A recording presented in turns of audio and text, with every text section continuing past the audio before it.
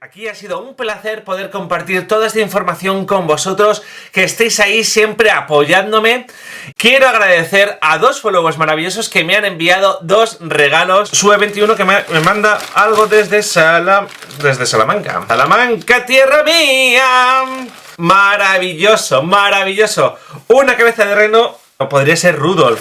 De acuerdo, me manda este gorro. ¿Por qué? Porque hace unas semanas, no sé si os acordaréis del vídeo que subí, el vídeo de cortar el pelo, ¿sabes? Cuando tenía el pelo largo y me lo corté, pues me lo manda para que no pase frío. El segundo es de Juanintón. Juanintón, muchas gracias por tu regalo, que viene desde... No pone de dónde viene.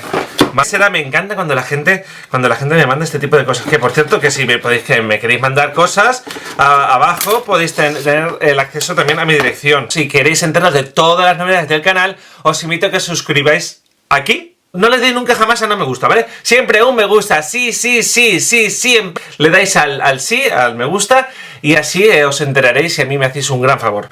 Y bueno, el regalito de Juanintón. ¡Olé! Esta maravilla que me llega. ¡Olé! El Kinetic Combat, no sé si lo habéis escuchado, esto es un juego maravilloso. Sabéis que este juego ahora mismo está haciendo furor en Japón, aquí en España todavía no ha llegado.